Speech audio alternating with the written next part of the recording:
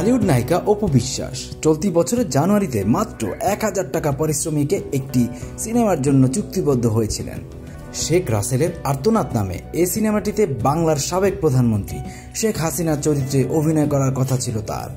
এতে চরিত্রের নাম ছিল হাসু। আগস্টের শেষের দিকে সিনেমাটির শুটিং শুরু হবার কথা থাকলেও এবার জানা গেল সিনেমাটি থেকে সরে আসছেন অপু বিশ্বাস। সংবাদ মাধ্যম অনুযায়ী অপু বিশ্বাস একসময় জানিয়েছিলেন, সিনেমাটির গল্প শুনে এক বাক্যে রাজি হয়ে যান তিনি। ঐতিহাসিক এই সিনেমার অংশ হতে পেরে ভালো লাগছিল তার। বর্তমানে দেশের পটভূমি পাল্টানোর পর সিনেমাটির কাজ শুরু হবে কিনা জানতে চাইলে এই নায়িকা জানান, অনেক আগেই তিনি সিনেমাটি থেকে সরে এসেছেন। সিনেমাটির কাজ শুরু হওয়ার প্রসঙ্গে তিনি কিছুই জানেন না। সিনেমাটি থেকে সরে দাঁড়ানোর প্রসঙ্গে অপু বলেন, চুক্তির পর কিছুদিনের মাথায় দেখলাম সিনেমাটির প্রযোজক পরিচালকের কথা ও কাজের মিল নেই, তখনই এটি থেকে সরে আসার সিদ্ধান্ত নেই।